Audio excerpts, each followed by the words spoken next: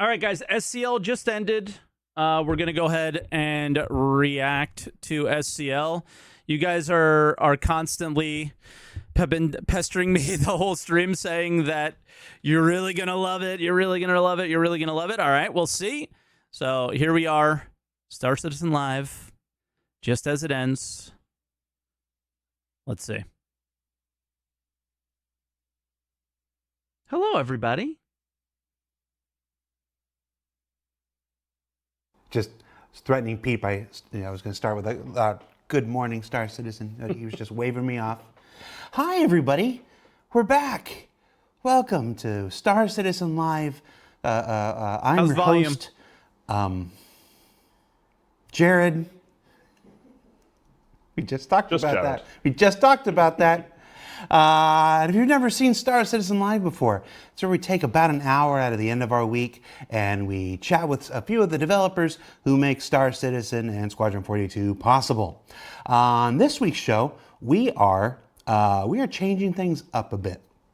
Oh, I hate to hear that. Towards the release of any given patch, we have what we call this all about alpha, whatever it is, show. We usually bring our Star Citizen live game director, Todd Pappy, on the show, and he answers your questions about all. I'm already really nervous because Jared has gone completely off script of everything everybody has done to lower expectations by like that last video at that last ISC at the end of the year went completely beyond what like the roadmap does and all that stuff. He just lays out the next 6 months, which is what the roadmap hasn't done. And now we're looking at a patch months before it's going to release. All the things you've seen in ISC throughout the season building up to this, the things that you're on, it might oversell expectations through Evocati and through PTU, and it's all a big fun thing where you guys get to ask questions and we pose right to the people, put them on the hot seat. We're not doing any of that today. We are changing the formula. We are at the beginning of this journey to Alpha 323, Alpha 323, Alpha 323. We've all come back from our holidays. We've done the typical regroup and engineering planning for the next patch. We also do our yearly performance reviews. How'd you do? I don't know yet. Okay. We'll find out. I haven't found out. Yes, it was, Woody. Let's hope they're not watching this show.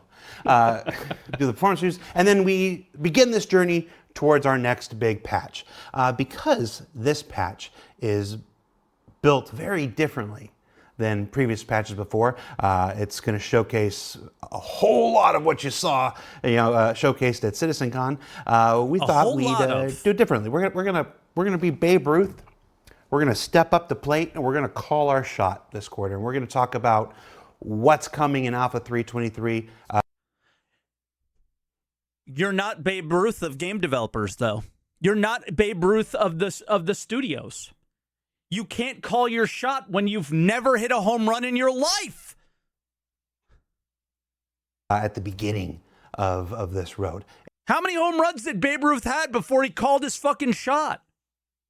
And to do that, joining me today first is you gotta hit a single first, brother. A friend of the show, somebody we haven't had on either of our shows in quite some time. You've got a new title since the last time we had it, so I'm going to have you do it because I didn't think to ask you what your title was before we started. Johnny Jasivius. Johnny, how you doing, man? Hello. Oh, Johnny's a good one to have. My title is? It's assistant design director. Got it in one. I guess. So he's not just on the guns anymore. That's Zach now. He used to be the gun guy. Now it's Zach. Yeah, you did. Congratulations on the promotion, man. Thank you very much. Love the hair, too. Sorry, I need a bit of a water. Jealous, by the way. Jealous of the hair. Assistant design director. What does assistant design director do? A lot of stuff. Essentially, I am cross-project on both Squadron 42 and Star Citizen itself. So I essentially run the design teams that we've got, which includes mission design, economy design, system design, technical design. So all of those teams report to me and we all work together as one big team.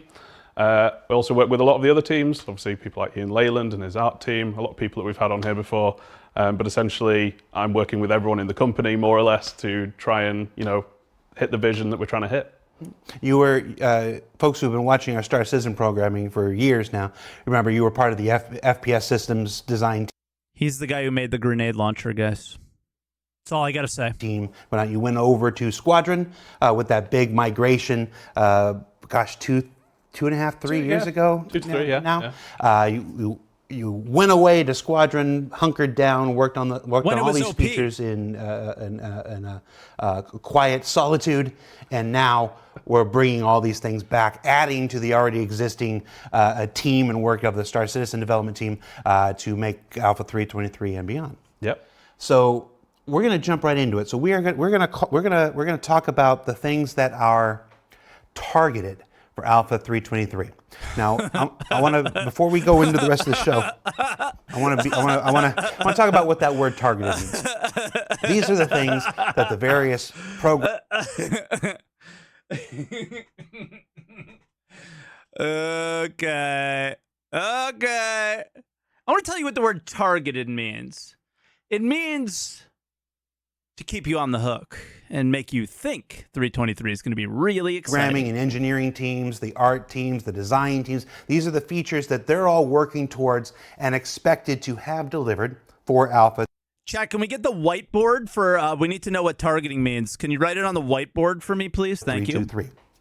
We all know, because we've been doing this for a while, that sometimes a thing... Brother, I am not salting that they're actually releasing content.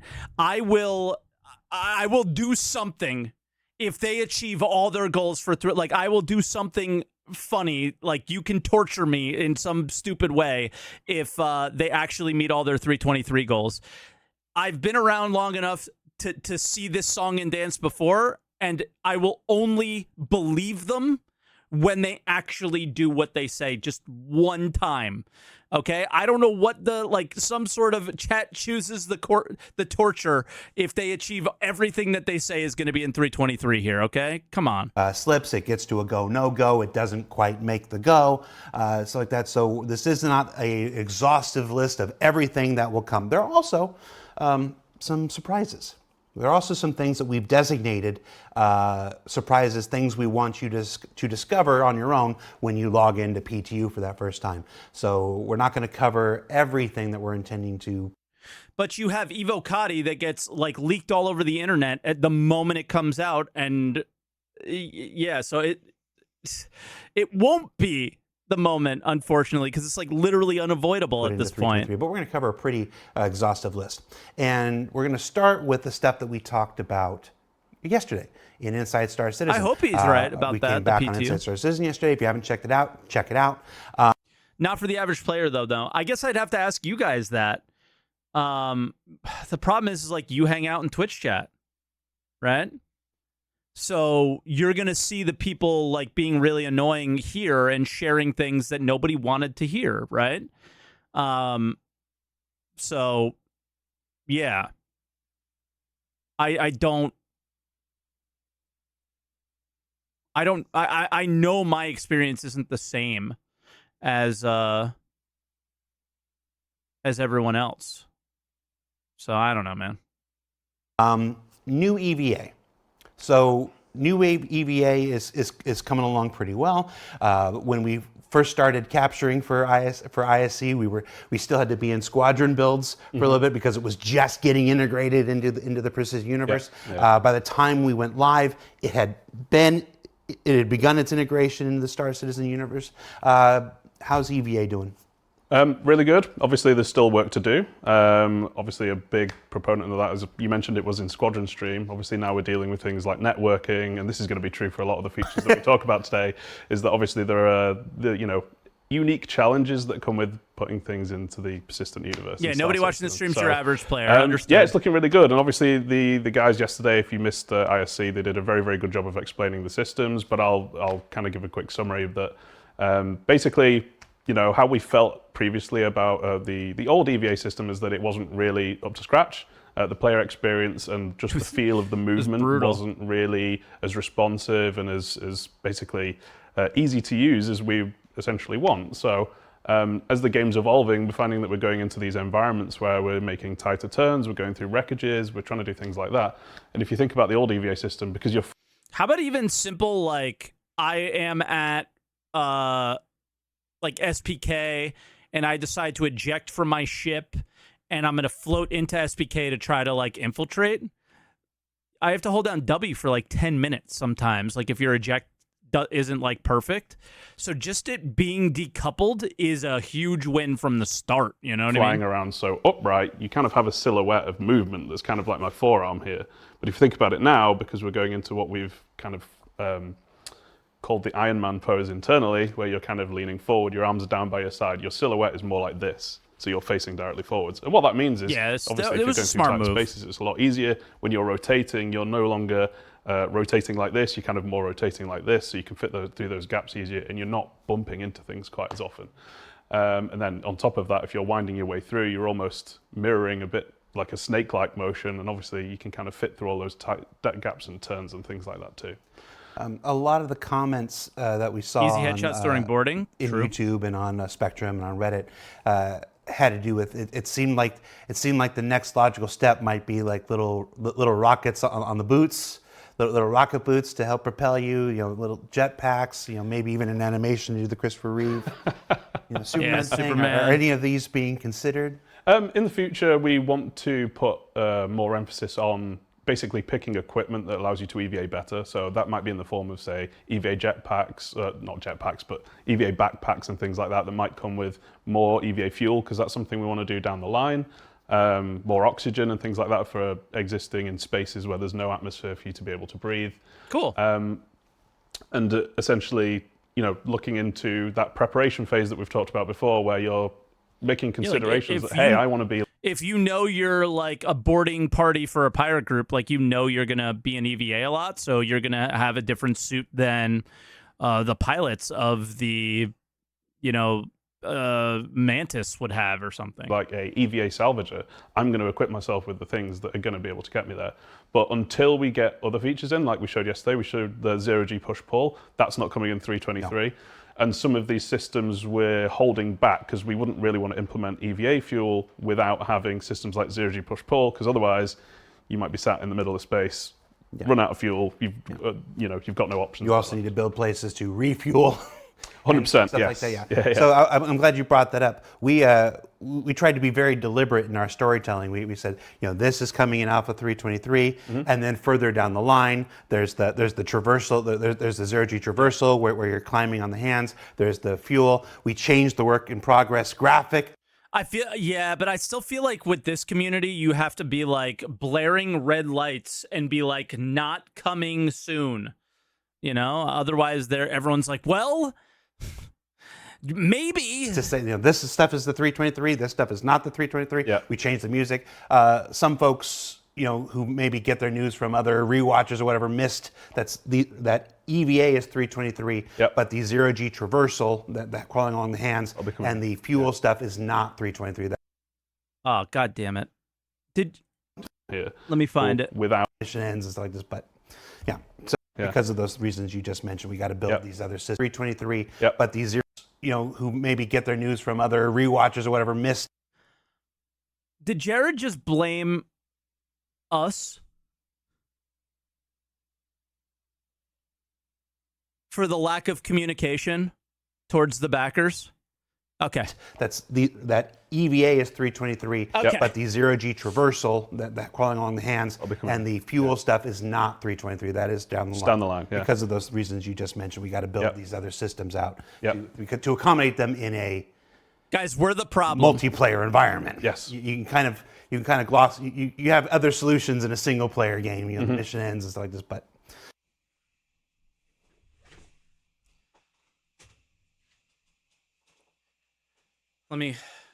I have a speech planned to the Star Citizen community.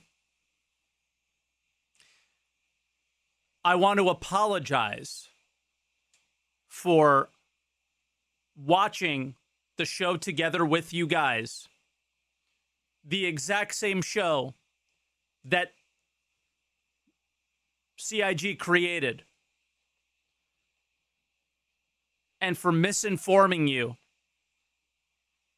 or maybe making it unclear that EVA push-pull would not be coming in 323. I'm sorry. I hope you can forgive me. And I'll do my best to not do it again in the future. Yeah. So, and then of course networking. Networking is going to be the challenge for all of these. Yep. Do better. I'll try. There isn't just a make multiplayer button Yeah. and transfer these features over. But the guys are working pretty. The guys are working pretty well. Like I said, at the I want to shout out the gameplay folks for for Inside Star Citizen. They do amazing stuff. You know, there's the alpha game that you play, and then there's the PTU. You know, that's got a certain level of bugginess. We're not. There's no reason to lie about it. There's the PTU that has a certain level of bugginess. Then there's Evocati that has so much bugginess we NDA it, and then there's where these guys work. So the effort that they put into getting those EVA shots when they were still working on networking and stuff was a truly Herculean effort. And I want to shout out Will, Dave, and Alex for their work on that right there. We also, let's move on to the personal interaction experience or player interaction system. All right, so we're starting off slow. I'm not going to use the acronym. You sure? The stuff from yesterday. And the default item actions. Okay. Yeah. Where did this come from? Because obviously we were working towards inner thought and all this other stuff. I know we talked a little bit about it at CitizenCon, but where in the development of Squadron 42 did that change? Did we realize we needed this other approach? Yeah, so obviously we had an interaction system. Is this the new Todd? I don't think so. He had assistant in front of his name, so no. That has evolved a couple of times, right? And it evolves through necessity and where the game's at and where we feel like it needs to go. So we used to just have the super plain interaction stuff. You remember the old use thing that was in the middle of the screen? And it used to just be, you know, looking back on that now, it was quite inappropriate because you would hit use and hope that it was the correct action that, you know, it did. Is it going to pick it up? Is it going to open it? Is it going to close it? What's going to happen? So that obviously wasn't very clear. And as the game evolved and the items and the way you interact with the items got more kind of in depth, and you know you could do 3 or 4 or 5 or 6 different things with the same item, the necessity came to basically have a selection there. So that's basically where we ended up with the system that is currently in Star Citizen at the moment, where we've got the list. Now obviously playing with that for such a long time, we eventually got to a point where we were saying, you know, we could definitely do better here, and it's something that we've wanted to do for quite a while. So that's where the player interaction experience comes in, where we are now condensing this down into one single use action. But unlike the old use action, you get a verb that essentially tells you what it is you're going to do. And that also ties into default item actions. So I could look at all of these items on your desk.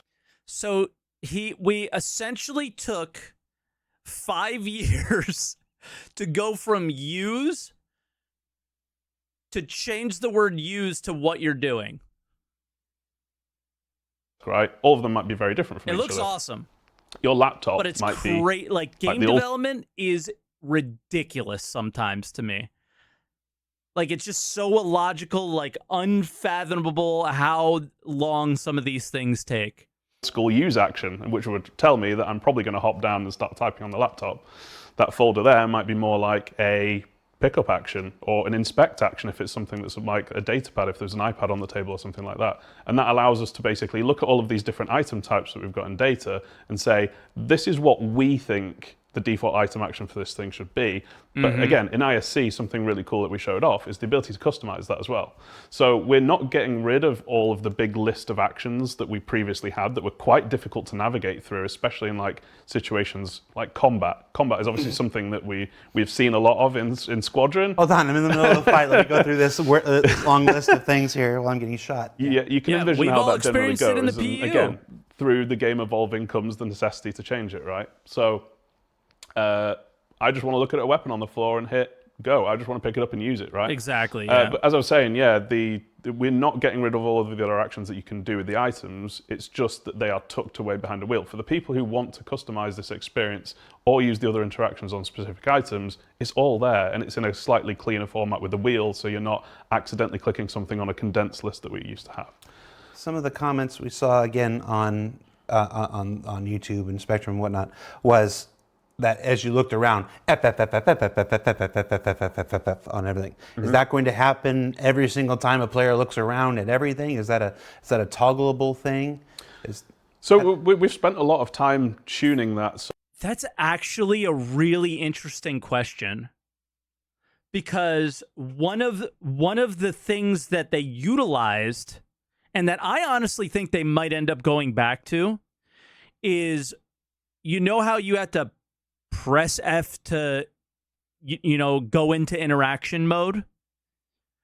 That's what allows you to see that hover, that hologram currently.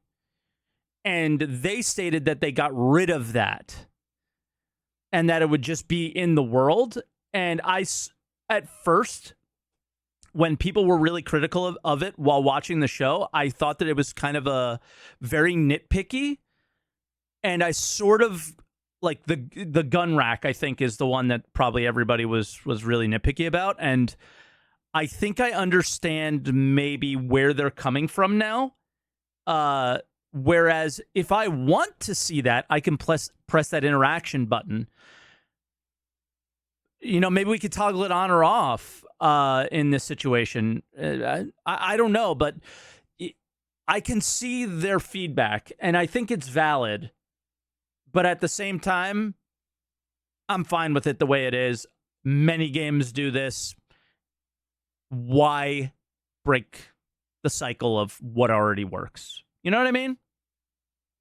I'm okay with it. I'm just gonna say that I'm totally fine with it. So it's picking out the important items, the large items. Basically, we've got a system that essentially finds out where your focus is. So again, we have played with this a lot. If the F moving around on all these different items got annoying, it would annoy us too, because we played the game so much as well. So we're at a point now where we feel like the F selection is very, very clear and easy to use. And boy, this might be a stand up and walk around moment. This was my fear. I said this years ago when everybody went over to Squadron 42. This was my fear. We are going to go over to Squadron 42. We are going to take zero feedback from the community of players that are going to play this game. We are going to decide what is good and what is bad. And then when you start giving feedback on it, we are no longer listening because we made up our mind. That is something that it's not dev ego. Let's not sit here and put this on Johnny or put them in a bad place. They went over there to say we are going to polish it and then we're going to deliver it, and they were not going to gather feedback from us on certain things. They do seem to be gathering feedback from us on a lot of things, but that moment there was one of the things that I feared, was that we were just going to, like, especially with master modes, and it turned out that they're absolutely taking tons of, like, that real discussion that I had years ago was specifically about master modes, not something kind of minor like this. And we see like how much they're taking feedback on master modes and changing it based off of our feedback. That's going phenomenally well in comparison to what I thought was going to happen. But when they said something like that, I was like, ooh, how many of these comments are we going to get over the next year? I'm very curious, because they're done, right? They're done with some of this stuff, and they're not going back to the drawing board. You know what I mean? So, all right. Like, again, I'm fine with it, but that comment is somewhat concerning to selection me. itself isn't. We know, like if I was here right now and I had moved my focus to your laptop, exactly, we but I was want them too to far be done, away right? to actually use the laptop, it would prioritize the closest thing that is still in the phone. I want to make sure I don't like contradict myself here. Like, for certain really big features like master modes, I was super worried, right? That they would not take the players' feedback, or the ones who are going to have to play the game. For an interaction mode, I'm a lot more okay with them making the decision for us and saying this is the way it is for now, or for quite a while at least. They got to make the game, right? They got to finish something. If they're always taking our feedback, there's always going to be something to change. There's always going to be feedback there, and it's never going to get done. So I want to make sure I'm not like sounding too contradictory. It was more for like the really large features that I was worried. Focus. It's actually a very smart system. So yeah, we don't get annoyed by it at all. And for the people who actually like to use it, the interaction system's still there. So you can still mouse over things and highlight them and interact with them if you really need to do fine control. Oh, I'm sifting through this guy's stuff that's on his armor, or I've got loads of clutter on my desk in my hab. I can still very fine, have a fine selection of what I want to interact with too. And of course, like everything here, this will continue to iterate after 3. I feel like this, I kind of have to pause and respond to this from Direct. Aren't they still polishing Squadron 42? So if we're able to hide the interact, they could tune that, but they won't change it like the underlying code of it. Sure, probably not, but don't you think like adding that is adding a feature instead of polishing what they have in a way? Maybe not. I don't know, but yeah. 323. Yeah, 100%. Yeah, I don't think we're telling any tales out of school. 323 is not going to be the final version of any of these features. That this game continues to iterate and continues to evolve. We got a balance for the Squadron 42 universe. Putting it into Persistent Universe, we might discover a PU location where it does get a little crazy, and adjustments have to be made. That's part of development. Yep. Like so that's what we covered yesterday. So now let's go into formally announcing some other things that we're Here we working go. towards. This is the moment. Distribution centers. Mm-hmm. Distribution centers, which we've shown off. I think we first introduced the idea of them at CitizenCon 2 years ago. We revisited them at the CitizenCon last year. I think we did a Journey to 4.0 special somewhere in the middle. They blurred together. I don't even remember what distribution centers were. Wait, is that the new name for the new UGFs? Okay. Oh, I'm sorry. I've done Sorry, a lot of these shows. they renamed them, I guess. Distribution centers are now fully on track to come in Alpha 323. Yep. No way are they fully done, though, right? They'll probably be locked off some areas, which is totally fine. What is the UGF? UGF is underground facility. And we have small ones now. These are massive with like ship hangars and all sorts of things. I can't imagine they're going to be fully done, which is totally fine. Just give us enough to do missions in them and land at them, and maybe that raid that we saw, and that'd be sweet. What can you tell me about what players can expect? Okay, so just as a bit of background, the distribution centers are these massive facilities. They truly are really big, that are down on the surface of planets and moons and things like that. And they kind of are what they sound like, right? It's a center of distribution. Like there are lots of landing pads. It should be a big hub of activity, basically. And there are a lot of different areas of the distribution center that are different from each other. So you've got the exterior, typically where people will be landing their ship, unloading cargo, things like that. You've got the offices up. I'm so confused, though, because the game is getting smaller in a lot of ways now. This is interesting. With quantum travel, I'm just thinking of, like, what is this a distribution for if we already have the cargo decks at the stations above? Are these individual companies? Because I remember the first UGF they showed was, like, an individual company. So it was their distribution center. So, okay. I mean, maybe that could work. That's kind of cool. Top, which is generally more of a front for whatever business or corporation has ownership of this place. I should just let him finish. And then you've kind of got more of the inner workings, which are kind of where you would typically expect to see cargo being ferried. If there's machinery that are producing stuff down there, if they're making something, then that would be where that's all tucked down. So what we're trying to provide for 323 is some variety between the different locations, so slightly different layouts between the different distribution centers, so they all feel a little bit different from each other. Have different factions at each of these places as well, which should give a very different feeling of what you're going to be doing there. So just as an example. How do they define faction internally? That's a weird way of saying it when these are like corporate things. And we talked about this recently, is you might have a law-abiding faction there. And typically, you would be doing what you would expect to at a law-abiding place, where you would be trading, talking to people, things like that, all above board. If you're a pirate, you can obviously come and attack and cause trouble, but they might have security systems. Sorry, he's just like a dev, right? And it's hard for me because like factions is like UEE versus like pirate factions, you know what I mean? Like a corporate faction is such a weird way of saying it. So it makes it feel like it's like an internal word that, Are we letting him cook? Okay. Always spam the let him cook if I should just shut up, okay, guys? Just so I know. Because in the moment, I just want to tell you what I'm thinking in the moment, so I pause and let you know. Factions equal organizations. Okay, so like Hurston is a faction.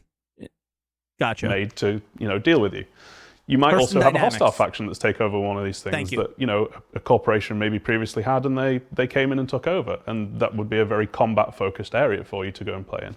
And then you might have something that's more of a mix. So you go in, the front is very professional and business-like, but underneath, if you go a little bit deeper, you might find that they're up to no good. Very interesting. Yeah, so ultimately for the content we want to provide, the distribution centers have a lot of possibility, and there's no way that we're going to provide all of the content that we want to in one drop, but we definitely want you interacting there, doing cargo missions, and potentially some basic like combat missions and things like that. He said cargo missions. To interact with all of the different areas of the distribution centers we're going to provide. But the future's very exciting for them. And these are big and diverse. And these are humongous. These are the biggest thing we've done short of a landing zone. Yeah. I am mega hyped, okay? That is really awesome, because he said cargo missions. We get these UGFs that honestly I thought would be like, a little bit further out. So I'm prefacing all this with I'm very excited because I'm about to say something negative. They said that about the current UGFs that we have now for years. So I really hope that they stick with what they say here. Yet again, me hoping that they do what they say on these SCLs. Their history just says otherwise. So fingers crossed, man, because that would be really awesome. Okay? But they said a lot of that about the other UGFs. But they are massive. They are microcosms of the entire Star Citizen FPS experience. When I say FPS, I mean things not in a spaceship. There are missions. You'll get missions that will take you to these places. You'll go to these places to take to get missions that take you out. Some missions Is that we'll true? be talking That'd about be these cool. on ISC in just like 2 weeks, so I don't want to spoil everything. But some of the missions are. If that's really okay, so he said they're going to talk about it on ISC in the next few weeks. Do you know how big of a deal what he just said is? If it's actually true and exactly how he said it, going to a location to get a mission is not a thing in the current game.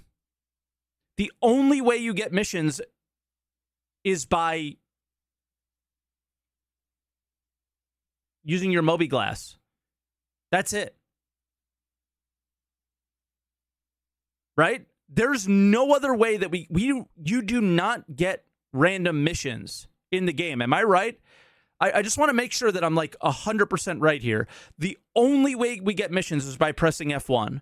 So if what he's saying is true, that is a like complete change and like a whole new experience, which I find to be very, very cool.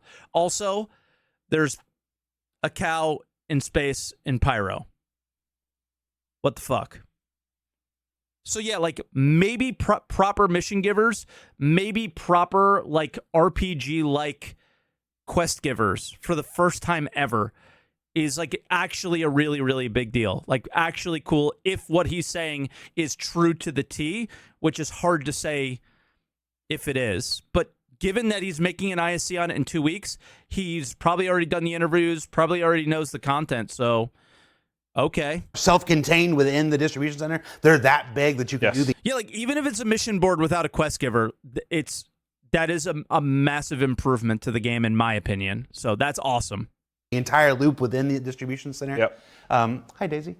She has a name, they really Daisy. are an exciting new addition, and in 323 is not the end of them. Like I said, 323 is not the end of anything like this. They will continue to evolve beyond that. It's one of those things. I don't think we're ready to share that just yet, but there are some exciting plans for distribution centers. Beyond 323 that. Boy, when they let me tell you, I'm going to tell you really loud. All right. From there, let's move on to some ship stuff. I don't care about that kind of stuff anymore. What did it say? You can't get me excited wow, about the Star Citizen Live set has come such a That's- long way, says Old Boy. Yeah, well, we try. We try. master modes. So we've been talking about master modes again. Master modes almost, actually, we've been talking about master modes for just as long as we've been talking about distribution centers. They first debuted 2 CitizenCons ago. In 323, they are slated to go in. Yep. They're slated to go in, so yeah, so yay for everybody. Rich, the vehicle experience team, Rich Tyler's team, April and all of them, they're fast working on converting all of Star Citizen's existing spaceships to the master modes, defining the different archetypes, and again, we'll be talking about those in detail in ISC in 4 weeks, 3 weeks, 4 weeks. This is not. It's taken us a while to get to master modes. Yep. And we've tested 4 ships, and none of them are cargo ships. not everyone is. I think it's safe to say not everybody is completely on board with the idea. You know, I can read Spectrum, I can read Reddit and whatnot. There seem to be just as many people who Honestly, I think people are just don't for like the change idea in a lot of as ways, but yeah. against. Yeah. Talk to me about this. I mean, it's a big change, right? And people are always, initially going to be resistant to it. And I think that's Yeah, I think he's right on this. Like, I already see, like the fuck, nowhere near ready. Who cares? I think obviously I care, right? I talk about how I want the game to be treated like a live service. And this is directly contradictory to that. It has to come in the game at some point, but they have to stick with this and they have to fix the issues with it. I don't think it's ready now. I think you have Arena Commander, utilize it in every way possible. This is crazy to me. So I'm in agreement with the, this is way too fast, too soon. I don't know what to think about this. I got the angel and devil on my shoulder, like the rip the Band-Aid off, just do it feeling, like who cares, the game sucks anyway. And then you have these tools to do it right and take your time, get it right, and the game will be better for everybody. I don't know what the answer is. And like I said at the beginning of the year, with some of my videos and some of the things that I was saying, I think they're just going to throw everything in hot and screw it. And here's an example of that. Whereas, honestly, the stuff that they started with in the ISC stuff yesterday is really polished. Is kind of the opposite of that. So we're getting a little bit of both. But damn, dude, that's crazy. Like, game-breakingly, like possibly not game-breaking, like the game's gonna work, but completely game-changing. For good and bad. It's very, That's very nuts. natural because you've been playing a game for such a long time, and it's But such a I'm big with change it. that you're going to have to I'm cool relearn with it. a lot of the things that you've already learned before. But ultimately, again, this was another thing that has come around from us playing the game, especially in combat-focused scenarios in Squadron, and going through and going, hey, we feel like change needs to be made. So just a very, very, very high level of what master modes are. As essentially you have navigation and 2 SCM modes that you switch between, and they have very defined purposes with how you fly your ship. And what this has allowed us to do is in SCM, which is essentially your combat mode. I mean, but this is like the simplest the simplest way of explaining it. It is so monumentally different in so many ways. Like turn rates and the way we fly, like it is so different. It is not as simple as this, and that's why it's such a big change. And if you've ever PvP'd, it just feels entirely different. I'm not saying it's good or bad. It's just very, very different. So it's just going to be crazy different. We've made it so the combat is able to be a little bit tighter because we've got a bit more control over the ship speeds there. That combat is a lot more personal, a lot tighter, turrets. and we felt that it felt for a much more visceral and a lot more personal and experience with whoever you're fighting. And obviously that's translated to player versus player combat as well, which again we've been testing internally quite a lot. And it's avoiding situations where you're able to essentially exploit the flight system to kind of constantly play chase and not really have a proper, one-on-one combat with someone, and you're constantly running away and not running away. So we felt that it was a positive change as we've been playing the game. So yeah, I think overall the community feels it's a positive change too. It gets more exciting the more players that get involved. It's certainly fun 1v1, but when the furball starts, when we're testing some things that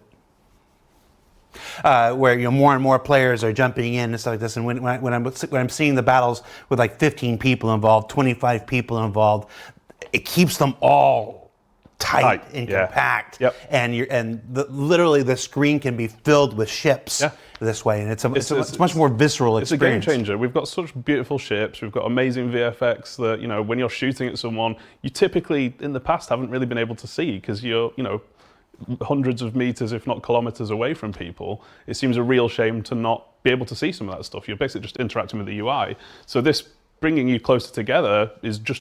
This is why they need to let us talk about things that we're not allowed to talk about, because yeah. A much better feeling experience in our opinion. He's so right, but he's like totally not at the same time. At the moment, yeah. Mark it off. And we want a lot of feedback, so and we will get it, I'm sure. But yeah. It's weird. I wish I could say a little bit more. Modes, eventually, some other ship-related stuff. Precision targeting, precision targeting, and a big change to gimbals and weapon gimbals. What can you tell us about this? So precision targeting, at its very core, is very similar to what you would do. I can talk about it, but I can't talk about it. It's all public knowledge, but I can't talk about my experiences in Evo. That's about all I could say, guys. Is like some of the things he said are entirely true, and some of them are entirely not. It's not that like anything is good is bad. It's just not exactly the way he explains it, because I think we might play the game more than they do and just experience things. The players find the edge cases, and the devs see if it's fun. Maybe is the vibes that I've been getting from their playtest versus ours. So, yeah, it's not entirely true what he said. That's all I can say for now. A first-person shooter. You'll find out in a couple weeks. Time to aim, and it kind of almost helps you be more accurate. So what you can expect in the ships is a immediate zoom. So I know we've got a system where you can scroll in and zoom, and it's maybe a little bit awkward to try and use. This is a more toggle in, toggle out of zoom. So again, you're going to be closer anyway through master modes coming in. This is more a case of you're closer already, and now you're zooming in on your target. You can see much more of the ship. So if you're in a combat scenario where you're flying around and having to maneuver a lot and you're dealing with multiple targets, you might not necessarily want to use it too much. But if I'm in a situation where you're flying a Cutlass and I'm trying to take one of your engines off, I can toggle into precision targeting mode and go straight for your engines if I wanted to, just take out your engines, get on board and deal with you that way. So it's, again, leans more into that closer feeling experience, also helps you with aiming at a target rather than trying to pixel hunt a little bit with your screen. And obviously makes it more accessible than having to scroll in and out with the mouse wheel. It's just one click to toggle in and out. And then with the gimbal change, the big change there is all ships are basically now going to have gimbals. Hold on, just look right in that camera. Don't drop it. Look right in that camera right there. And say that again. All ships are going to have gimbals, or all weapons are going to have gimbals. Weapon slots on ships are going to have gimbals. So didn't we already know this? Entirely true. I'm going to contradict myself already. Yeah, there are a few couple of exceptions. You look at the Idris, it's got a massive rail. This is what I hate about being an Evo. We already knew this, didn't we? This isn't new, right? Gun on it. It's not going to be rotating around everywhere. It's the nose gun on the Vanguard. The way they're saying there are a few that are going to be stuck as they are. I don't know what you can say and what you can't. I hate this situation. Oh my god! I'd thought about for a while that we weren't too keen on is the swap down and swap out for the different weapons. And exchanging the gimbal out for that, basically, because new players come in and it's not immediately understandable what's going on there, and we didn't really feel like it was adding as much value. Yeah. And just to touch on the turrets as well, turrets are now going to have gimbaled weapons too, which is really, really good, because obviously previously you were limited to the rotation speed of the turret. It gives you a little bit more look ahead and a little bit more of a unified, pleasant experience that you can expect from the ships that you can then expect from the turrets as well. So that's interesting. I think we glossed over the gimbal change. And again, we have an entire ISC dedicated to this. So we're covering a lot of topics that you're then going to see. The gimbal change was pretty simple. I think this was out there publicly, so gimbals fire at a slower rate and fixed fires at a faster rate. That was the difference Deep between dives the two. for the next They've talked 7, 8, about it. 9, 10 weeks and whatnot. But with the gimbals, the it's size been part of the restriction is Master also Mode going tests. away with them. So As in, it's you're no longer trading. have to do down. one size. Yeah, Exactly. one down. Yeah. So some ships will get You don't trade down for the weapon size, but there is a negative that goes with each. There's a negative and positive, right? The gimbal, you got more range and less like rounds per minute, and then the fixed, you get more rounds per minute and you can't like wiggle it around as much. bigger weapons for this. And of course, there are the exceptions. Basically, I'm not going to give you an exhaustive list of the exceptions, but if you look at a ship and there's clearly a very impossibly fixed weapon on it, think Vanguard pilots, obviously, right? It would be one of them. Inferno, think Vanguard Inferno, yeah. with the nose, think Idris with the railgun. Those will not be gimbaled. Yeah. So they're not going through and remaking the ships to do that. Makes sense. So Makes there sense. are a very small amount of exceptions. I think it's like 4 or 5. Yeah, it will be an exception rather than a common thing. But you can clearly look at the ship and go, yeah, I don't understand how that could be gimbaled. Congratulations, that's probably Vanguard, the nose guns, the 4 nose guns in the front. The wings could be gimbaled, but the nose guns can't. one of the ones that aren't being gimbaled. For you wanted. All right, and again, we will cover all that with Yogi and Rich Towler and their teams in just a few weeks. So stay tuned for more details and examples and all that good stuff. So you can put a fast size forward repeater on the Vanguard now. Maybe. I don't know if I want to go to a big one or a small one. I'm trying to weave the story here because we got Go a lot for a more small stuff coming. one. My mind's Let's go back blown. to FPS stuff for a little bit. Okay. Dynamic crosshair, It's too much. scopes, reloading, FPS weapon stuff. Go. What you got? Oh man, how long we I got? hate the reloading so far. Everything going I've back seen to of your it. old going back to your old stomping grounds here. Yeah, I mean, so please stop me if I go too technical Okay. or go too deep on this, because obviously this is kind of my jam. So, God, where do we start? So let's start with reloading. Yo, seriously though, thoughts on that stupid crosshair that's on the screen? Did anybody like that idea? That's the one that I'm still I liked pretty much everything. What do you like about it? What do you not like? Like for me, it's like it takes the skill out of it completely. I'm just curious what you guys think, but I think like point firing is like something that is like a skill and that you should learn, and I think like the best players do it. And I don't know if it feels like it maybe makes it too easy. I don't know. I'm really bad at shooters. It's going to help me, but it's also something I want to get better with, So yeah, I could totally understand. Like purists might not like crosshairs, right? So and people who need some help might need them. So I'm curious, but we'll see what he says. I just wanted to kind of poll you guys a little bit in chat because I know what I felt about them, but I know that sometimes I feel something and I could be totally feeling differently than everyone else. So I was just curious what you guys thought. So It seems to be like 50-50 the though. changes or improvements to reloading, as we've been calling it, have again come through the necessity of change through playing combat in Squadron a lot, very focused combat areas where we're able to really hammer out some of the basic combat mechanics, where we were in situations that were getting frustrating, and we were essentially playing the game. As most people probably know, engage in the FPS combat, if you reload, we save your ammo pool to your magazine, and that goes back on your suit. And you might then end up in a situation where if you want to put more magazines on your suit is now completely full, and you can't put more on unless you swap them out, and it's a very sticky, Tedious. process. Yeah, so essentially... I don't like this. I don't like that they think that that's tedious personally. And I know I've seen the comments on my YouTube videos. I will let him cook, but I still want to give my opinion before he cooks. Okay? I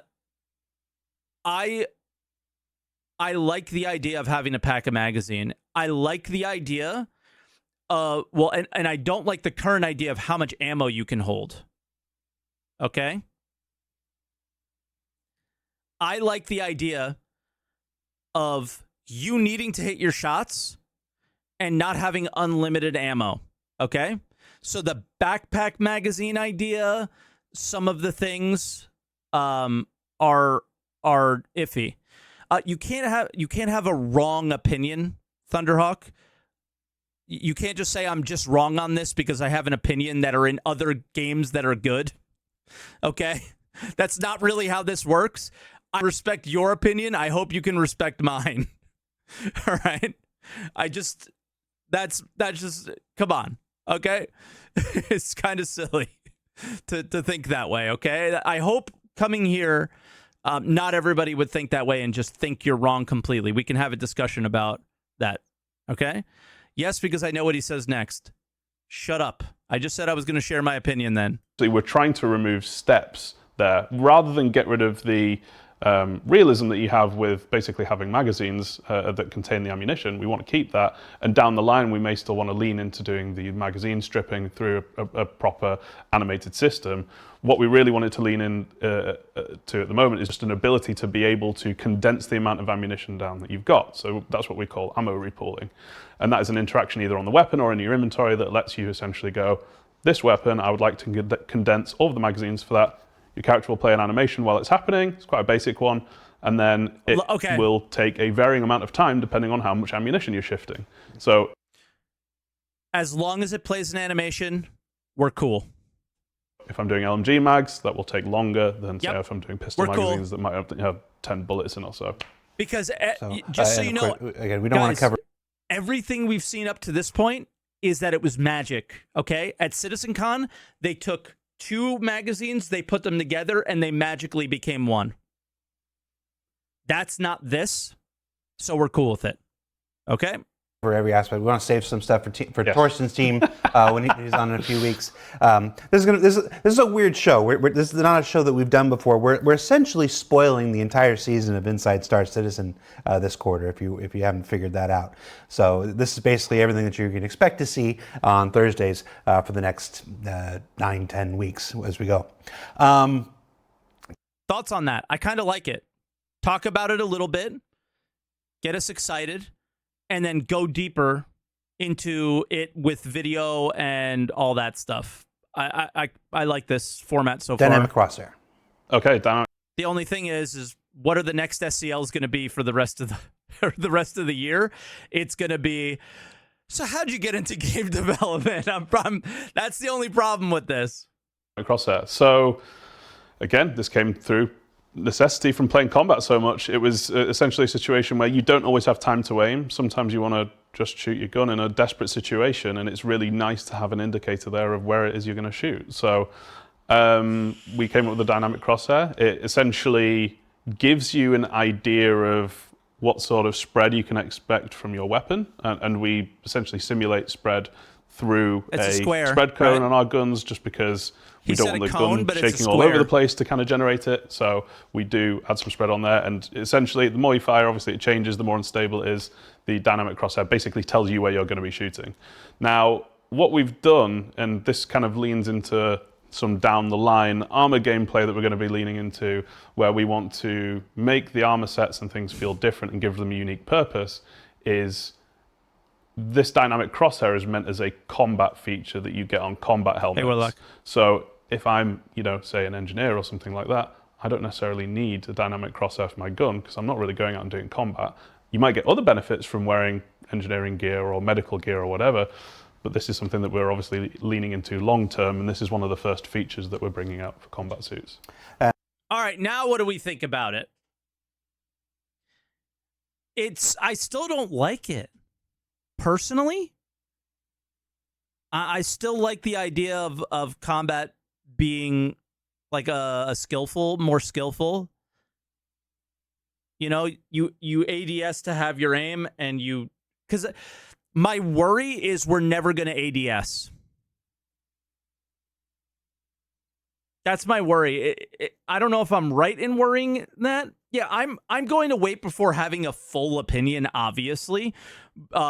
There's no way we couldn't play with we couldn't have an opinion without trying it first. Like, that's very obvious. So let's assume that before we say anything. But I worry it's going to be like way more point fiery than it won't be. I mean, if you play Gun Rush, guys, there's a lot of situations where it feels right to point fire because like certain guns, the ADS is really slow, and even though the time to kill has been increased, it's still very fast. So you want to make sure you get the kill quick. So I don't know. I don't know how to feel about it yet. So I was just kind of seeing what you guys think. I'm definitely going to wait until I try it, but I still don't think I like this dynamic crosshair we'll thing. save scopes and. It was legitimately the only thing from outside of the backpack reload that I didn't like from the FPS panel. And recoil and stuff for Torsten and their teams like this. I do want to clear something up. I can see the chat right now, and even if I couldn't see the chat, I'd know what was happening. He said 8 to 9 weeks, and somebody's doing math from February 2nd. Is it February 2nd? Yeah. February 2nd to try to figure out when Alpha 323 is. Don't do that to yourself. I'm just pulling numbers out of my. How many episodes that I have planned ahead and stuff like that. That's not any indication. He doesn't know when 323 is coming out because nobody does. Of when the patch is going to come out. Don't do that. CIG doesn't know. Just enjoy life. Be in the moment. Enjoy all of this that we're talking about that we're shooting for Alpha 323. How can I be in the moment when I've tried to be in the moment for 11 years, Jared? Come on. Don't spoil the experience for yourself by putting dates on things and trying to reverse information that doesn't exist. I don't know what voice that was. June 1st. All right.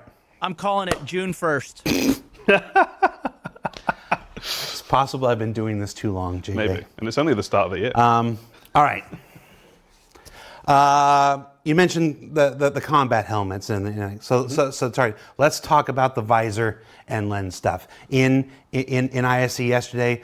June 1st is Q2. No, guys. They work on the patch in Q1. They can release it whenever they want. Players June saw a 1st. little bit of the 3D mini map and the corner and some visor stuff. 323. Yeah. Wow. Okay. Yeah. I think the hell yeah, that's a big win. So basically, big visor and hood is going to be a big restyle. So I think the big task at the moment is restyling it for the persistent universe. Just a few features. Essentially, we have like the existing hint system that we've got in game. That's all being tidied away into the new notification system that we've got with high and low priority notifications, where we've got some really nice visuals for those. We've obviously got the newly reworked, I'm going to call it like the combat stack. That's what I quite like calling it. Yeah, no one else calls it that, but basically it shows you where all your ammo is, gives you all your feedback for your weapons, changing items, things like that. It shows you what's in your hands. Let's make it a thing. Let's all agree to call it the combat stack for JJ, who's doing such a good job here today.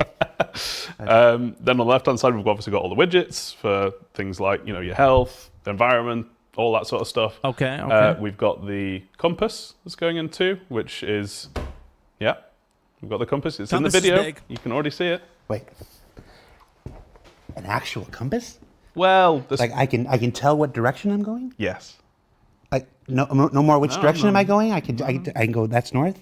Yeah. Well, not Shots north in space, 300. but, you got a bearing. Maybe I'll take it. North on a planet. I'll take it. Yeah. You happy? Yeah.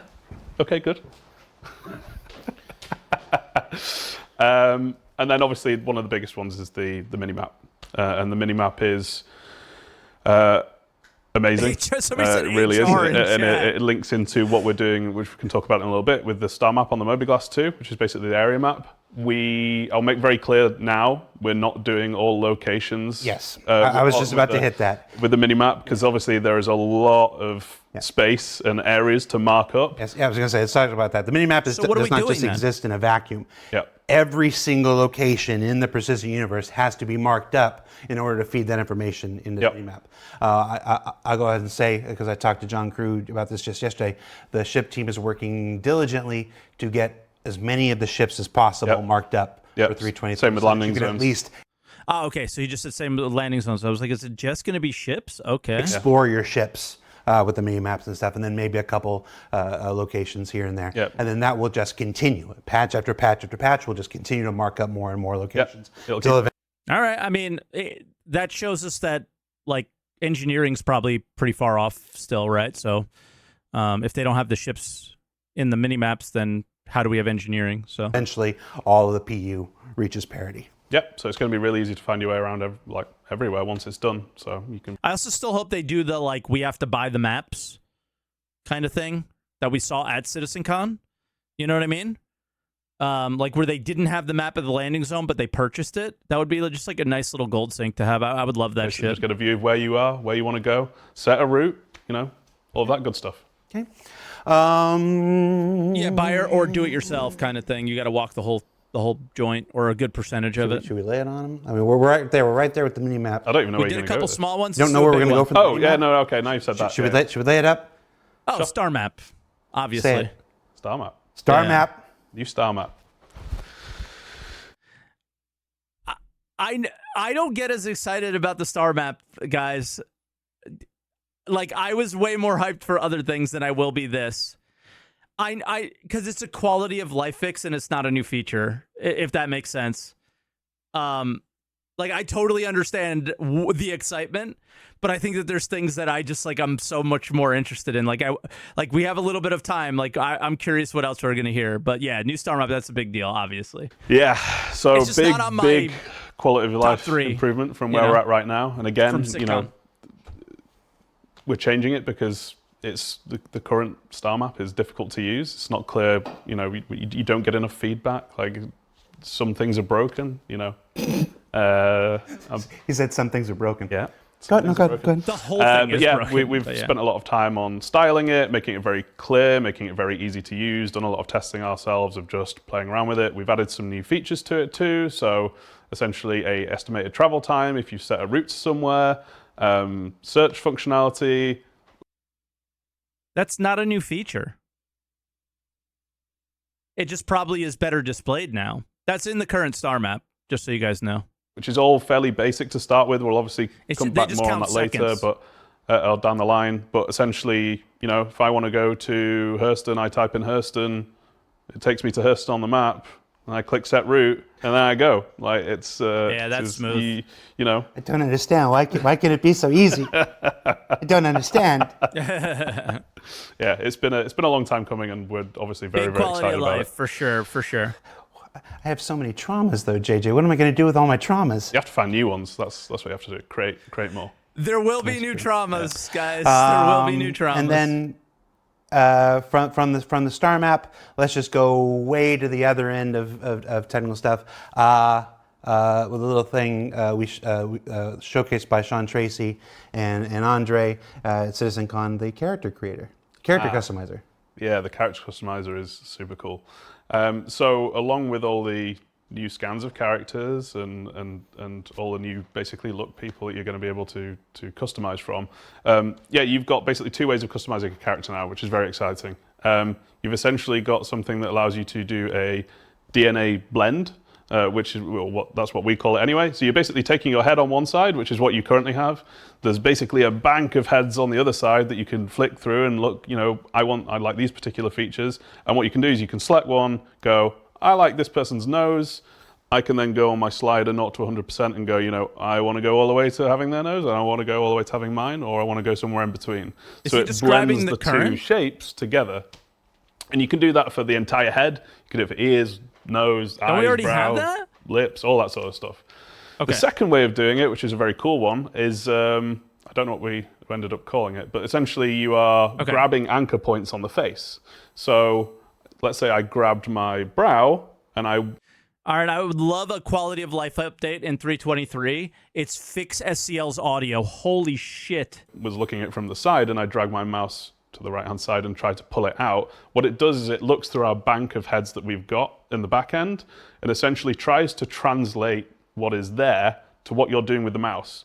So if I did it on my nose and pulled it that way, it would try and find a nose with a shape that's like that. So you're basically grabbing points on the face, moving the mouse around, and essentially seeing it go through all of these different iterations so it feels like you're sculpting, but you're not, if that makes sense. So you come out the other side being able to make some really, really unique characters, and we've had a lot of fun in tests trying to make everything we saw at SitCon. Stone Cold Steve Austin, Dave Bautista. You always try. There's I'm gonna make Asmongold gold. session. You can get something that looks, pretty damn close. But on top of that, we've got new hair, facial hair, makeup. The hair is very, very cool, by the way. You've now got hair dye. So if I really wanted to, let's say, change my hair to white, I can change it to white, have it fade into blue. I can select how quickly it fades in, if it's like a sharp transition, if it's near the root or near the tip. There's a ton of really cool customization there. And obviously the UI has had a big overhaul as part of that too. Next. Not an Alien says, I hope we can make freaks. Depends, yeah. Just leave it. Yeah, okay. Just let them I also hope we can make freaks. That'll be fun. Make some ridiculous sit with characters. that. Let everybody sit knowing that that's what Yeah, it's good. that's what he said. You can make Not an Alien. I'm ready for unique features. characters. That's cool. Cargo. Cargo's getting its next big kind of push My there. avatar. I've never seen this emote What before. can you Oh tell my us that's involved God. there? Freight elevators, obviously. Yeah, we've got the freight elevators. We've got the basically What? the instance hangars. So you're going to be able to freight elevators. Sorry. Kind of push there. Cargo's getting its next big kind of push there. What can you tell?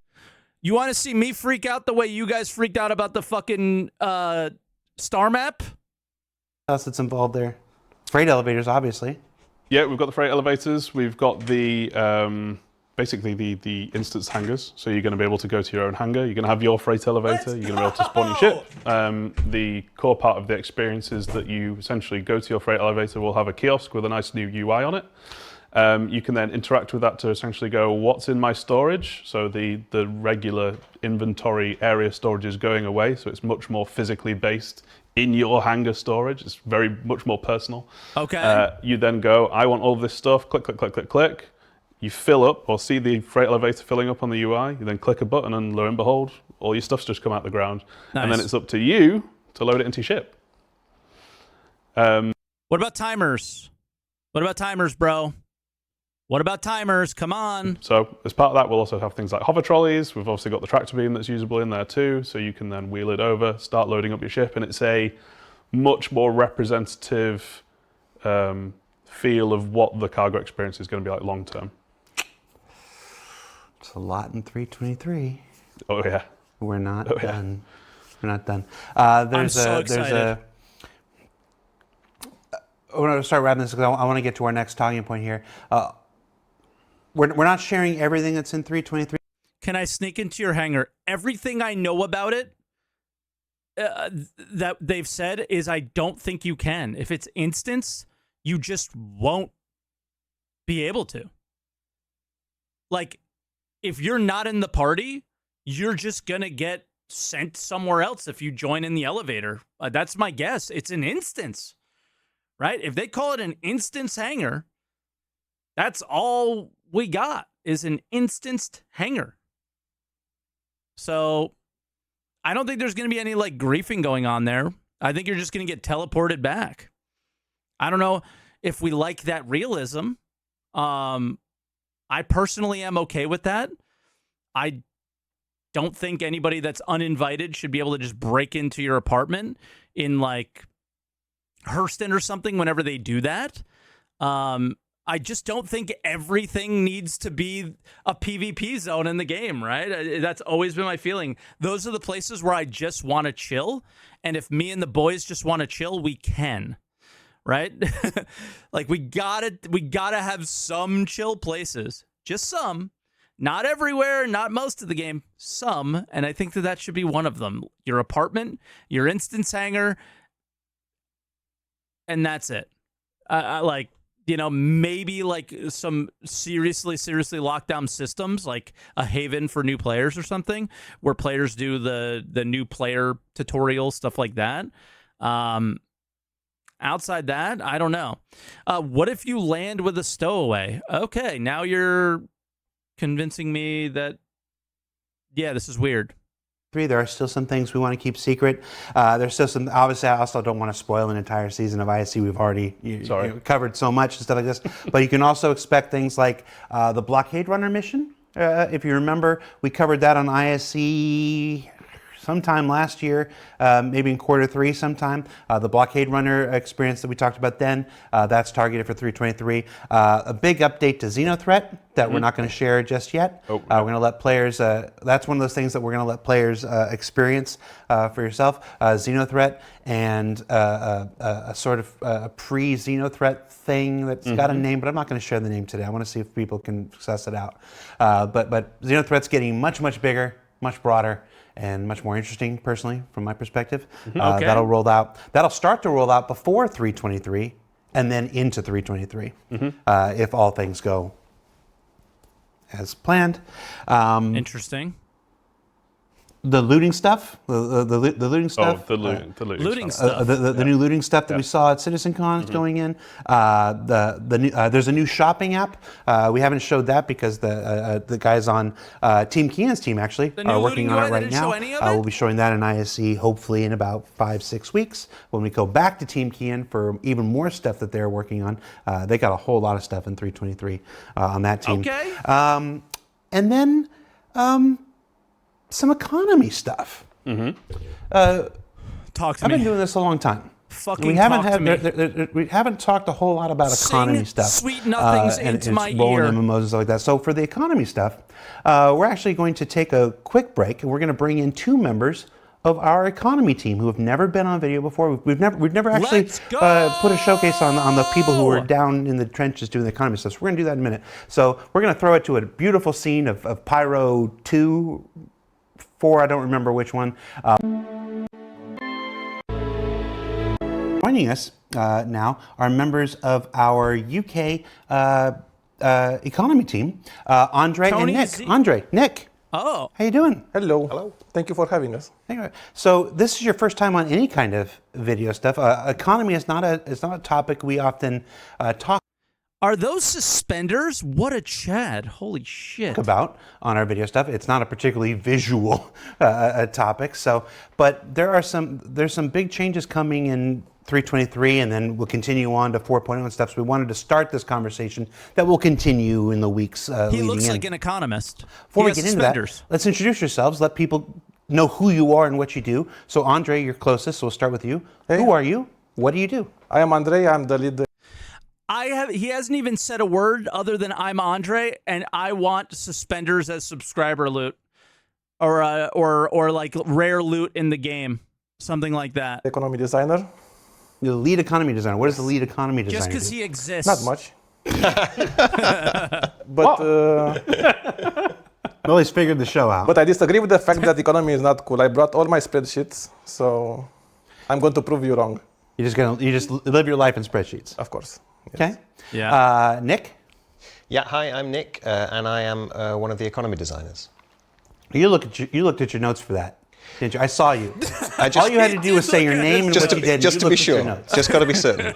I've got based in Manchester studio here, but I figured that was unnecessary. So And of course, the economy team is not just you. You're just the 2 who were drafted to appear with us today. Who else is on your How team? There's big is actually it? 3 of us. We have Connor in the US. Hello, Connor.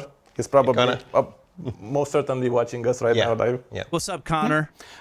You say one thing to Connor before we continue. What would it be? They don't like would it Connor. be? Check your notes. Oh yeah, we should check my notes. It would be well done on other systems. Oh, ominous. I like it. All right, so let's talk a little bit about economy, because I mean, everybody knows what the textbook definition. Well, I shouldn't say Connor's everybody. worst member of the team. Most people know You- what the textbook definition EU of the word people is. would say that. As it applies to video games, I think it's easy to just assume it's the prices of things and that's it. But Better not be. we know that it's more than that. So what is economy as it applies? Jared, we don't know that it's more than that because we have been playing this Star Citizen since 2.0. We know that you guys don't have a goddamn clue up to this point until Suspender Man got here. Now we feel safe. I feel safe now. Okay, but we knew how bad you guys were at economy for a very long time. We are feeling more comfortable now. To a large-scale open universe MMO like Star Citizen. I completely agree with your statement. First of all, of course, it includes the prices, but at least for myself, it's a bit more than that. It includes telling a story, but instead of using Yes. nice pictures, instead of using words, we are telling a story with numbers. We want to make sure that everybody is immersed in the world. They are having fun. They progress everything that they are doing. Not only He said progress. makes a difference for the world and for the other players, also makes a difference for themselves. Oh my God. Would you agree with that, Nick? Yeah, absolutely. It's definitely. I mean, especially with an MMO, it's He said MMO. all about an I love immersive these dynamic. people. It's the feel that everything around you is connected and that your actions have purpose and you can progress and so can your friends. He said It's interesting to me that you use the word immersive because it is one of the, you know, I'm going on 10 years here. So one of the things that I've heard CR mention, complain about periodically is the fact that you can buy a missile for like 500 AUEC. That's not the actual number, but it's some ridiculously low number. No, It's like it, you like, can is never the just actual go into number. a store and buy a missile for $500 or whatever. It's like we got to get this economy stuff done. Is that what we're talking about here with 323? We got this, get this economy stuff done. He's literally the head of the company that gets to decide what things are prioritized, and we haven't prioritized it since 2017. And 4.0 on, are we starting the process of now going through and retuning all of these? For sure, we are in the process of retuning that. We It's are not gonna be a only while. giving our players and to ourselves, because all of us are fans of the game, but the chance to earn more money, to become rich and be rewarded in a fair way for the activity they do, but also the chance to spend that USC on something that they can be proud of. Mm-hmm. And Okay. so before we get into the specifics of what's going to happen in 323, Be proud of. I don't know how to take that yet. when we talk about the things that are economy, obviously the prices of a thing are the economy, but the travel times, how long it takes you to take something from this to this, is a factor of the economy, because that now determines whether the payout is, whether a 10,000 credit payout is actually worth the 10,000 or not.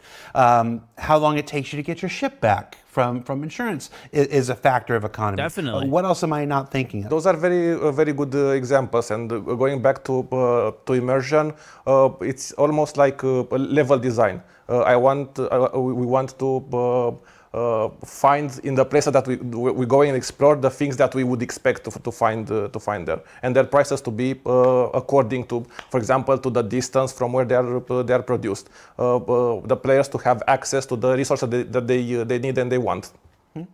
And Fuller 0079 says, he says UEC, not AUEC. Don't read into it, man. I promise. Just That man is coping. Holy fucking shit. like we're sitting here, we're giving you all this actual information, and then people are like and then you turn digging it for into like something hidden else. information between the words. That's insane. It's just going to make you unhappy. Jared, thank you for that. Thank you. Holy. Actually based. Like, just stop. You know what I mean? Just stop. They're literally just opening the book. Just stop, dude. That is so insane. It doesn't mean nothing. Enjoy the show. All right, so in 323, Holy shit. the first, let's say the next kind of major push towards building this economy, towards hardening this economy that's Hardening's a good word. Yeah, if you don't mind my let's hear it. saying, kind of all over the place for years and years and years. It's going to happen. They didn't What do are we this. talking about as far as what's going to happen in 323? Well, cohesive is a word that we are Cohesive, using good a lot. Bringing all these systems that our wonderful colleagues already built, bringing them together so they make sense when they work together. So you've already seen some glimpses in Pyro, in the design of Pyro, in the design of the prices of the new, of the new prices of armors that Nick worked very hard on them. We're working on the weapons, on FPS weapons, pre-balance, vehicles, ships. Eventually, we're going to do a pass on everything, basically. So He has my armors, haircut, weapons. I have his haircut. Probably the one that Okay. most people will notice right off the bat is ships and vehicles. So there's going to be a substantial change to the prices of ships and vehicles in 323. We're not going to ask you for specific numbers here because 323 is still many, many weeks away, and it would be a pointless exercise right now. Yo, question. Economy wipe tweet 323. Hello? But talk Mike, can you raise your... No, we need to hear them over me, okay? to me about the process. How are you determining what these new prices are going to be? There's not a good way or a bad way to do it. We explore different ways. Talking specifically about vehicles, for example, manufacturers, it's something that we look into. We could take each individual vehicle or ship and disassemble it into its stats. How fast does it accelerate? How fast? What is its maximum speed and mass and everything? But because that is subject to change, we don't want to tweak those prices every time a small change is made. Right. So for that reason, we take those factors that we know they are already decided on. For example, what it's made out of? Manufacturers. Some manufacturers put more care into their work. They use better materials. They use better technology. They use alien technology that is harder to get. That informs the price. Obviously, if a ship is larger, it's going to cost more. Gotcha. And if it's Drake, it's obviously going to be cheaper. I would not confirm or deny that. Yeah. So manufacturer is one tenet. What else is a factor? The size of the ship and its focus. So the same way a tank is more expensive than a lorry, the same way I would expect a combat ship to have better technology, better armor, better stats on average than a truck. Okay. So okay. It sounds like, if I'm understanding you correctly, in 323 there's going to be a massive change to the in-game cost. And I want to make sure that we're talking. This is a development thing. It's not a marketing thing before the friggin' Reddit threads start up. This is going through and. Holy shit, dude! Yo, Jared is so fucking tired of our shit, dude. Working the in-game my economy and He's realigning the done ships with based us. on manufacturer, roll size. I did ask you if you could give us some examples. Now, these are not going to be final examples. Obviously, again, the changes won't happen for several. Hey, chat, do me a favor. The examples they give, do you? I assume you already know what the original price was. Do they say what the original price was? Several weeks yet, but if not, just to help us illustrate, to help us prepare for what kind of stuff you're talking about. Were you able to get some examples? Yes. Okay. I watch your show, so I see that you have a Pisces there. No, yeah. So. The rescue one, because we want to make it more affordable, and because myself, I see myself playing as a medic in the future. I made it a bit more affordable. So it's going to be in the range of $500,000 USC, alpha USC. That's and so you're saying something like the Pisces might actually go down. Yes. As far as the cost. Yes. Oh, wow. The Pisces Rescue is going to be a lot more affordable than it was. I can give you the example. Then how much is the Drake rescue ship going to be? You know what I mean? Example of my favorite ship. You can argue about that in the chat. Is the Arrow. I really like the Arrow. Okay. It's going to be in the range of about $2 million per USC. Whoa! Wasn't the Arrow 900K before? It makes sense. Okay. Yeah, I'm fine with that. Yeah, that's fine. It's a combat ship. It's high performance ship. So obviously, somebody that can drive that ship worked very hard to get that ship, and they can be proud of owning that ship. So those seem like kind of lower level, entry level ships. Yes. Can we talk about something kind of mid range, like a Connie? Or a Connie, it's a very good example because a lot of Connie. was 3.5. Our Okay. players like that ship. I think it's in the range of 10 million now. Maybe going back into combat, something even larger. I really like the hammerhead. Yeah, the hammerhead is going to be about 45 to 50 million USC. It's a ship that.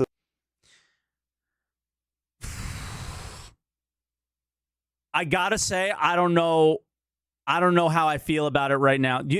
Just hear me out, guys. I think I would have rather, and let me know what you guys think. I would have rather brought the prices of everything down, including the in-game rewards.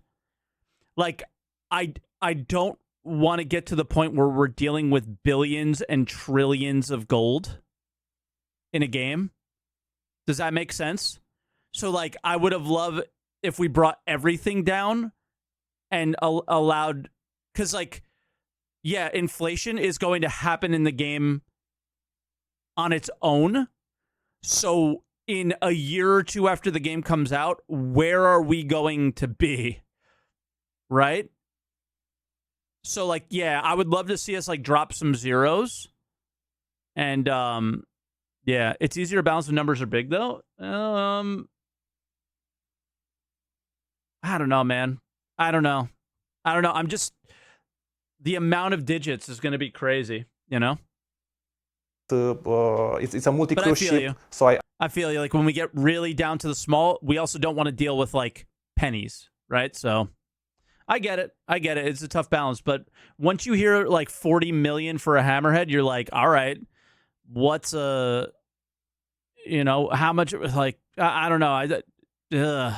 I just get worried that, like, our bank balances are going to be so big. I can see players pulling their resources together to buy such a ship. Gotcha. And this is, you're using... That's a very important thing that he says as well, is that their goal is for us to pool our resources together to buy a ship. Awesome. Then allow us to, spawn on each other's ships and use the ship together, right? So all of that makes sense. So and it is totally unreasonable for us to expect the guild system to just work in the game the moment they make these changes. But you got to prioritize that stuff very soon after. Otherwise, you create kind of a wall, or like a blocking wall for players to enjoy the game in a way, I think. But it doesn't matter because everybody bought the ships for real money anyway. So what am I talking about? Going to be like this is what we're working towards. Why do we even care about this what we're stuff? Currently working. Everybody's got the ships for all real money anyway. Why does this even fucking matter? Of course, with feedback and testing and stuff, the numbers may change and whatnot. Of course, 323 is not the end all be all for anything. It's like obviously these things go in. We get player feedback. We do the testing at full scale, and then only the first, and then adjust and continue to adjust. My fear though is that this is going to push people to use the pledge store more than it ever has before. And it's unintentional. In no way do I think that they're doing this intentionally, but people are going to say that they did. And it is what it is. You cannot avoid this, right? This sort of hate that comes Star Citizen's way. In a lot of ways, it's deserved. In a lot of ways, it's not.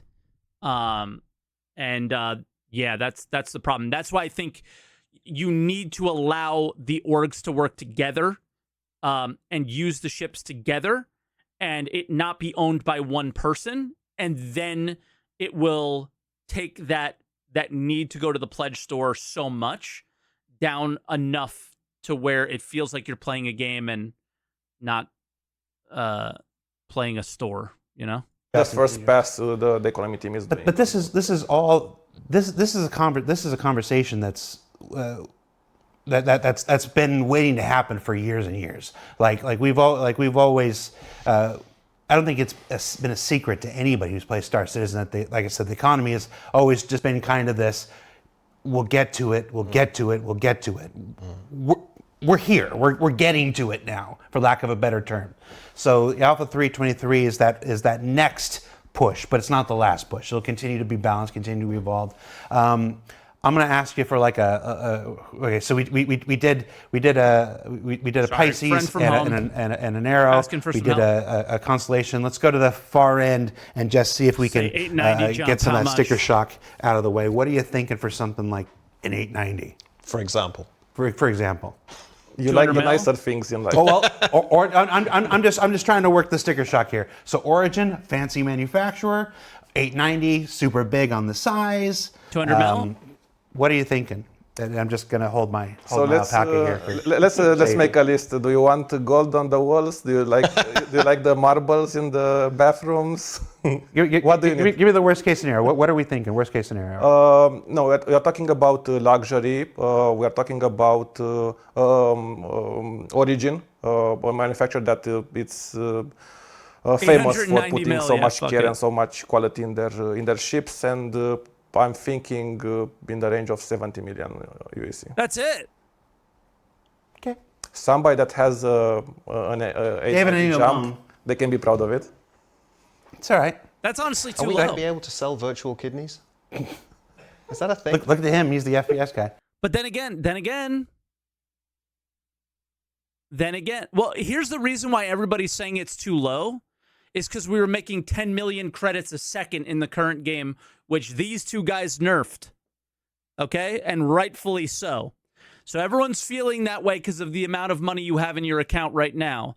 The moment we wipe and the current exploits are gone, I'm sure people will find other ones. That's going to be a meaningful amount of money, we hope. Okay? So when you really factor in that the Hammerhead is a military ship, military technology, and he said 45 mil, 70 mil is, yeah, it's a lot, actually. It's not double, but it's somewhat close. Not yet. Is that coming in 323? No. Oh. We can balance the price on But that. I've known JJ a long time. He's not going to dismiss the idea out of hand. Or maybe harvesting some organs. Maybe we've got a Sideline and nine got a tails. multi-tool. That's what the multi. Yeah, I mean, mission rewards here really. All right. So yeah. know? So obviously. Like the thing that bothers me is I hope they talk more. There's not a lot of time left in the video. Like, are we, hello, cargo hauling? Hello, mission rewards? Hello, like, can we talk about these things? We're fucking talking about the price of ships. That's all we ever talk about in this fucking game. These are the prices that we're talk about the currently meaningful thinking. stuff. This is the work. This work is ongoing and will continue until Alpha 323 I'm not always wanting more. I'm always wanting to get away from the ships and talking about the actual things you do with them. releases. Once it releases as part of Alpha 323, it will continue to be evaluated. Yep. It'll continue to solicit feedback, continue to look at analytics, all that good stuff, and make adjustments as necessary. Because that's what you do with a live service game. You make adjustments as necessary. We know they're doing it too. I think it was a monthly report. Commodity Thank prices. you so much Right? for this. This was again, like I remember, coming to you, like, hey, we want to talk about economy. You were very eager. You were very you since the first time I ever met you. You're like, I want to get on there and start chatting with people about economy. So I I'm love glad that. we got a chance. I want that feedback as soon as possible. That's the reason. That's what we. I love this guy. I love this man. This is amazing. Come on, every patch. We'd like to hear, Andre. Guys, thank you so much for being on the show. Is there anything, JJ, anything more we want to say about 323? Let's go back through the list real quick before we're talking. So right now, targeted for for Alpha 323, we're targeting new EVA, the new Pipis Pit, whatever we gotta get better at naming things. It's even better. There's two pies, Jared. We're only dealing with one. New default item actions, reloading, dynamic crosshair, scopes, distribution centers, master modes, precision targeting, turret and gimbal changes, visor and lens stuff, new looting screens, a new looting system rather, a new shopping app, the star. You know what? They didn't mention fixing the grenade launcher in Gun Rush. Fucking worst episode of all time. Map, character customizer, a whole bunch of things cargo, including the freight elevators and some quit. more. The blockade runner mission stuff we talked about. Big changes to Absolute L Xenothreat patch. and these economy changes, and that's just the stuff I'm willing to share with you right now. There's even more. Mm-hmm. Feel good? It's a lot to do. It's a lot to do. There is a lot to do. But we're in the we're all excited. So. I'm excited. It's building on the work that you guys have been doing for Squadron 42 for the last 2 years. Exciting. It's the teams are working hard to convert it over. We've already got interviews in the can for ISC, for distribution centers and for master modes and stuff like that. We're going to be talking to you about all that stuff like that. So lots of great stuff coming. I hope you're as excited. Let me change the way I want to say it. I've been doing this I'm going on 10 years now. You've seen me here, you've seen me in LA, you've seen me in a variety of situations talking to you about this, that, or the other thing. You've seen me cautious, you've seen me with trepidation, you've seen me hedge my bets left and right. The last time I went full-throated into something, I ended up with a beard that was like this. Bro, what is full-throated and this company, dude? Why do they say that? What the fuck, man? That's the second time they've used this. And it wasn't good. I hope you can take from my own personal enthusiasm. I see the work that these guys are doing each and every day. I've been seeing the work they've been doing for the last 2 years and just waiting for the time where this gets brought back over to the PU. We're here. This is going to be one heck of a year when the Squadron team comes back with the Star Citizen team, and it's nothing but blue skies. I'm not going to say that. No, I'm not going to say it's nothing but blue skies. But I'm getting caught up in my own hype. Let's make some magic happen. It's going to be a magical year. Let's just say that. I'm not going to say nothing but blue skies. Jeez, I was going to get hit by a meteor when I walk out the door. About that. Lastly, before this week's show, I did want to take a It's going to be a full-throated year, guys, okay? few minutes to talk, if I can, as myself, not as a CIG representative, but just as Jared Huckabee, the dude that works in the game industry. 2023 was a huge year for the release of video games. And if you followed any ounce of gaming news, you've probably know that it was one of the hardest years for those who create the video games. That struggle to stay employed has extended into the first month of 2024, as I think the last count was nearly 5,000 people have been laid off in the video game industry in the first 30 days alone. I spend my time dedicated to highlighting the people who make video games possible. And as one of those people who are lucky enough to still get to do what I love, I wanted to take a moment at the end of the show, just as me, to show my appreciation and my gratitude to all those people who are dedicated to creating the universes for our entertainment, both here at CIG and at every game studio that's ever made a game I've played. To those who've made the games that I still haven't played, the backlog is real. And my overall gratitude for everybody who contributes to this industry. You're appreciated, and we're all thinking about you always. So, hope you guys land on your feet. We're gonna keep on trucking. We're gonna keep on making the biggest and baddest space MMO we can. And yeah, thanks for humoring me for the last 3 minutes. I don't know if I'm allowed to talk. It's just me, but I thought I'd take the chance. I needed to say something. So, thanks a lot. Hope you enjoyed Star Citizen Live. Hope you're as hyped about Alpha 323 as I am. Join. All right, but could we let's focus on the game this year. That's my thing. I love the devs. They've done great stuff. Let's highlight the work that they've done and all the awesome stuff they've done, because last year was tough to follow this game for real. Next week on Inside Star Citizen, when we shake things up and we explore the work of a team you'd probably never expect us to. It's not a 323 thing. It's one of those little cool detours that we take sometimes. But their work is really cool, and I hope you'll appreciate it as much as I do. And then we'll be back right here for another Star Citizen Live next week. And I have no idea who's on that show yet. I gotta wander through the hallways like the Grim Video Reaper. Like, you're next on my show. So that's why take Star care. Citizen Live Thanks is, a lot. That's Andre. all That's the time. Nick. That's JJ. I'm Jared. See you later. Take care. Bye. Thank you, Jared. That was great. Even Andre said thank you. Like, this guy is amazing. But yeah, dude, what an episode. far surpassed any expectations I would have ever had for this. I have to remain calm. I cannot, for my own sanity and health, be excited, overly excited, any of this stuff. I have to remain calm, okay? I have to. I have to, because I've been through this road so many times with them. This time absolutely feels different, but I've felt different before. And yeah, it is the first SCL of the year. It is what they're planning on delivering, not what they can deliver for certain. They're really comfortable with it.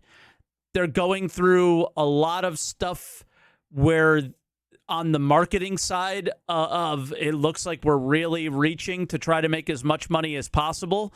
This could be an attempt at that as well.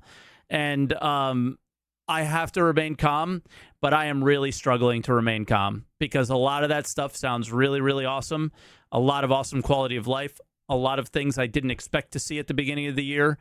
I literally elbow dropped my chair. I'm so excited. So it's hard not to. I hope over the next couple weeks the SCLs calm down a little bit. I hope they don't, honestly. But yeah, I think they're trying to start the year with a bang, and we'll see. All right. If all that stuff holds, that is what a great year to start the year. What a great way to start the year, and really hopefully get the snowball rolling. And 324 has got some really great stuff. 325, 326, 327, because we all know 4.0 is just a meme. And we'll see. The economy segment really has me at some ease, but if we're only talking about the price of things, and those things specifically mostly being ships, I'm looking forward to seeing more of what the economy, because I think that's what their focus is right now. I'm really excited for what their focus is soon. So we'll see. But yeah, it's hard to not be excited. That was a lot of surprise features. So, and they didn't even share everything with us. Crazy.